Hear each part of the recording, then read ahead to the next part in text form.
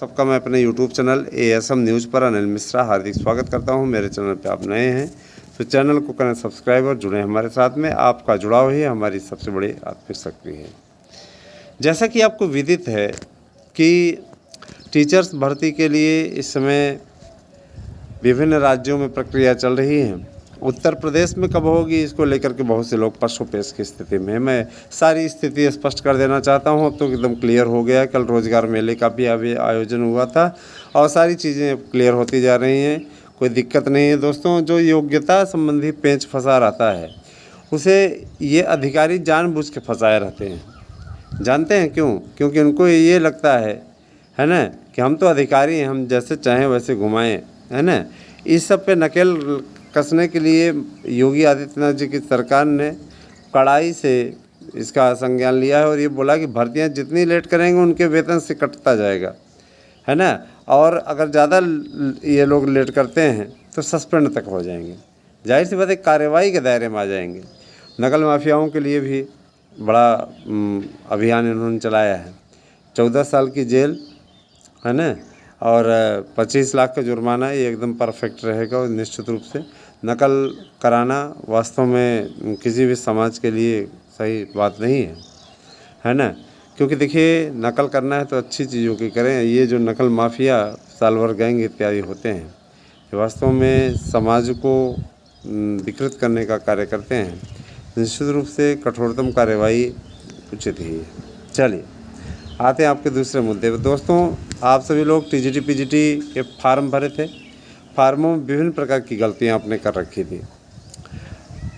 आपको किसी प्रकार की कोई रिलीफ मिलती नहीं दिख रही है ना। लेकिन इस रिलीफ को दिलाने के लिए आपकी संस्था लगातार प्रयास कर रही है और उसी का ये सुखद परिणाम है कि शासन ने इस बात के लिए मंजूरी दी है कि जिन विद्यार्थियों के फार्म किसी प्रकार से गलत भर गए हैं अथवा B.Ed वाले में SR नो हो गया है ना, यस की जगह पे नो हो गया है, अथवा आपने देखिए अंकों इत्यादि में कोई गड़बड़ी की है, तो भैया उसके लिए फिर आपको माफ़ी नहीं मिलेगी।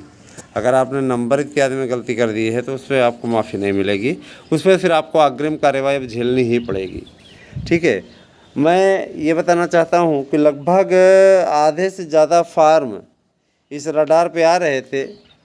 इसी को देखते हुए, इसी से बचाने के लिए हम लोगों ने ये अभियान चलाया था कि भाई अगर जब मान लीजिए 13 लाख फार्म पड़े हैं, 13 लाख फार्म में आधे रिजेक्ट ही हो जाएंगे हैं, तो मतलब क्या रह जाएगा। 6.5 लाख फार्म अगर चले जाते हैं तो फिर मतलब क्या रह जाएगा।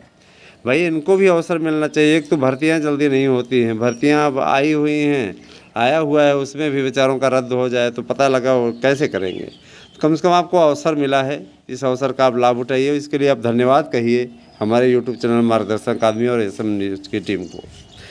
और आप लोगों को इस चैनल से जोड़ने के लिए, ज़्यादा से ज़्यादा संख्या में लोगों को जोड़ने के लिए एक अभियान चलाना चाहिए, सहयोग करना चाहिए। आप सभी के सहयोग के लिए हम आपके आभारी रहेंगे। दोस्तों, मैं इतना ज़रूर कहना चाहता हूँ, कतिपय लोग चूँकि कहने पे जोड़ तो देते हैं लेकिन बाद में फिर हटवा देते हैं।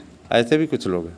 पता नहीं क्या आनंद मिलता है इसमें। इससे हमें कुछ फ़र्क नहीं पड़ता है, लेकिन मतलब ये सिर्फ मानसिकता प्रदर्शित करता है, लोगों की मानसिकता प्रदर्शित करता है। बहरहाल ये सबका अपना अपना लाइफ स्टाइल है, सबके अपने अपने तरीके हैं। कुछ लोगों को यही करने में आनंद आता है, तो उसमें हमें कोई दिक्कत नहीं है। आप अपना शौक़ से काम करिए, नो प्रॉब्लम। दोस्तों, आप लोग हमारे साथ में जुड़े हैं। मैंने आपको कभी भी आज तक फेक न्यूज़ नहीं दी है। फेक न्यूज़ दे करके हमको कुछ चीज़ हासिल नहीं करना है। फेक न्यूज़ दे करके आपको तनाव में नहीं डालना है। हमें हर हाल में आप लोगों को रिलीफ वाली खबरें देनी है, सही खबरें देनी है। दोस्तों, 72,825 का प्रकरण भी आप लोगों का कंप्लीट होने की ओर अग्रसर है। कल एक न्यूज़पेपर में हिंदुस्तान में निकला हुआ था 290 करोड़ रुपए बेरोज़गारों के अभी तक वापस नहीं हुए, है ना। और ये वो ऐसे वैसे इस वाले पे हो गया, 7 महीने का इनको पेमेंट नहीं मिला, ये है वो है, ऐसे वैसे करके दिया हुआ था। एक भाई ने हमारे पास भेजा भी था, उन्हें जो हमने पढ़ी हुई थी। देखिए, ये ऐसा न्यूज़पेपर है जहाँ पर इस प्रकार की मनगढ़ंत खबरें आम बात रही हैं हमेशा से। इसमें इस प्रकार की चीज़ें हमेशा निकलती रहती है, कोई नई बात नहीं है। सच्चाई से कोसों दूर, समझ रहे हैं ना, सच्चाई से कोसों दूर है। तो इन बातों में जाने का कोई औचित्य नहीं है। 290 करोड़ नहीं 4 अरब रुपए है ना जमा है अभ्यर्थियों के, और वो पूर्ववर्ती अखिलेश यादव की सरकार में जमा हुए थे। उस पैसे का कोई अता पता नहीं है, शासन इसीलिए वापस नहीं करवा रहा है। और शासन ने इसी सब से आम अभ्यर्थियों को चिंता से बचाने के लिए ही काउंसलिंग कराने का डिसीजन लिया है, ताकि किसी भी प्रकार से कोई दिक्कत ना हो। वसूली तो योगी महाराज की सरकार ऐसे लोगों से कर ही लेगी, क्योंकि अगर आप आम पब्लिक का धन लेकर के जाएंगे तो जाहिर सी बात है आपके खिलाफ़ कार्रवाई तो होगी ही होगी, इसमें कोई दो राय नहीं है। ठीक है, और गलत भी है। बेरोज़गारों को अगर आपको नौकरी नहीं देनी थी तो आपने फार्म क्यों भरवाया? चलती हुई काउंसलिंग पर रोक क्यों लगवाई? इस प्रकार के कार्य करते समय आप लोगों को शर्म भी नहीं आती क्या? जाहिर सी बात है कि आम आवेदक, आम अभ्यर्थी कितनी मेहनत से उसके परिवार वाले या स्वयं पैसा इकट्ठा करता है, और पता चला वो फार्म भरता है, फार्म भरने के बाद स्टे हो जाता है। ये सब क्या ड्रामा है? ये सब पे तो कोर्ट एक नियम विधायिका को भी बना देना चाहिए। निश्चित रूप से एक ऐसा कानून बन जाना चाहिए जिससे कि एक बार अगर कहीं से कोर्ट का डिसीजन हो जाए तो उसका पूरा फॉलो करने के पश्चात फिर उसके बाद में उस पर सुनवाई हो, उस पर ये हो, रोक हो लगे, ये सब वो करे, और उसके बाद जो लोग उसके अंतर्गत आ जाएं वो प्रभावित ना हो। इससे क्या होगा, संस्थाएं भी इस प्रकार की गलती करने से बचेंगी। नहीं तो संस्थाएं क्या करती हैं, single bench, double bench, triple bench, संविधान पीठ, इसका खेल खेलती रहती हैं, और जाहिर सी बात है इसका विपरीत असर हमारे आम अभ्यर्थियों पर पड़ता है। ये गलत भी है, क्योंकि भाई देखिए, मेहनत करके आ रहा है आम अभ्यर्थी तो उसका ये अधिकार बनता है, उसके अधिकारों से किसी प्रकार का कोई समझौता नहीं किया जा सकता। स्पष्ट बात है, इस पर कोई लोग लाग लपेट वाली बात नहीं है दोस्तों, है ना। और यही चीज़ें मैं आप लोगों को बार बार समझाने का प्रयास करता हूँ। हमेशा से कोशिश हमारी रहती है कि आप लोगों को समझा सकूँ, है ना, कि आप लोग इन लोगों के बरगलावे में ना आवें, है ना। देखिए, ये नेता अभिनेता कोई भी हो, इनका अपना काम है, आपका अपना काम है। आप और हम इनकी बराबरी नहीं कर सकते। इनके पास इतना धन है ना, कि इनको आपके हमारी चिंता नहीं है। जिनको चिंता है उनको आप लाइक नहीं करते हो, समझ रहे हो ना। जो आपके हितों की बात सुनते हैं उनको ये लोग जातिवाद में बांट देते हैं, धर्म में बांट देते हैं ना।